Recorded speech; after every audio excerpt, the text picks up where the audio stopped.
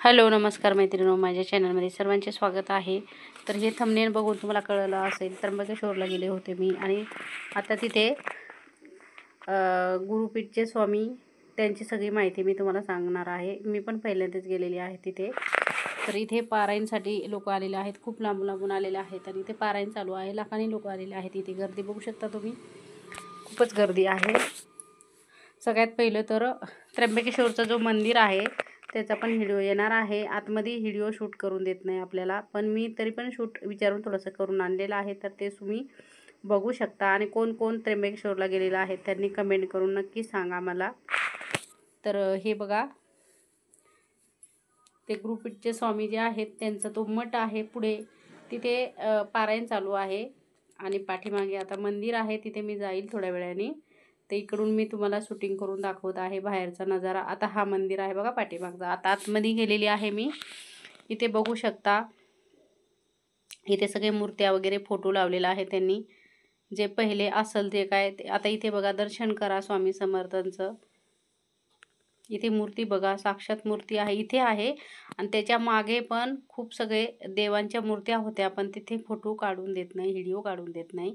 आता ही मेन मूर्ती होती पुढे मोठी अशी, तर तिथे मी शूट केलेला आहे, विचारून केलेला आहे। तर इथे बघा खूपच गर्दी आहे, खाली पण ह्या साईडला पण खूप गर्दी आहे। इथे जेवणाची व्यवस्था आहे, खूप लांबून लांबून लोक येत आहे।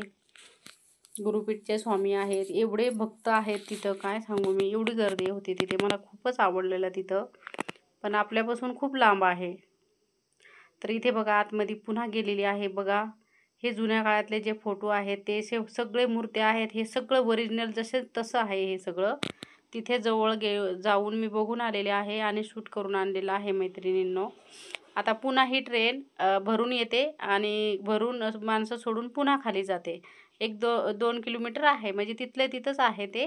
डोंगरावरती मंदिर आहे आणि खाली पार्किंग वगैरे अशी केलेली आहे। खूप छान असा ट्रॅक्टर आहे, ट्रॅक्टरची ती ट्रेन बनवलेली आहे। इथे लांबून लोक येण्यासाठी ते थांबतात, त्यासाठी हे बनवलेले आहेत बिल्डिंगी सगळ्या।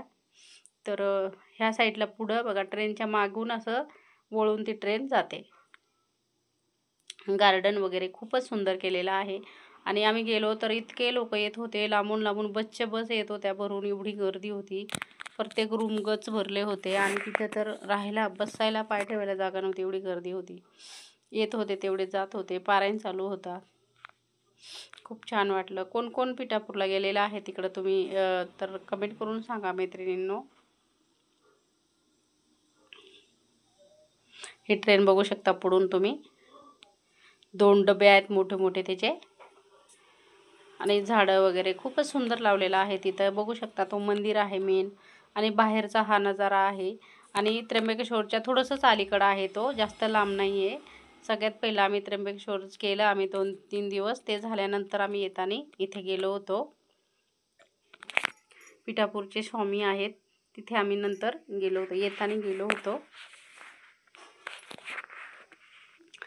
इथे काही लोक पारायणला बसलेले आहेत, काही थोडंसं नाश्ता वगैरे करायला गेलेले आहेत, पण खूपच गर्दी होती। मी शूटिंग बाहेरूनच घेतलेले आहे आणि मंदिरात थोडीशी विचारून घेतलेली आहे। तर पुन्हा तुम्ही व्हिडिओ संपायच्या आधी लास्टला पुन्हा मी इथे स्वामीचं दर्शन दाखवलेलं आहे, तर तुम्ही नक्कीच दर्शन घ्या स्वामीचं।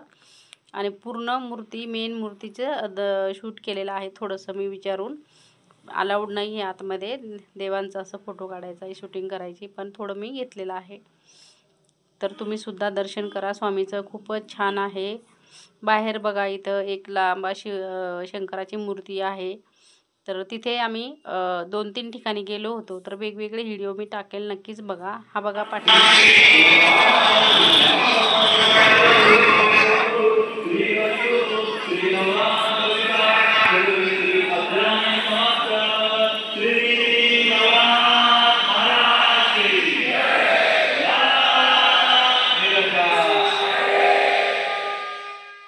बघू शकता पारायण खूप जोरात असं चालू आहे। मैत्रिणींनो, पुन्हा एकदा दर्शन घ्या स्वामीचं। चला भेटूया नेक्स्ट व्हिडिओमध्ये, चला बाय।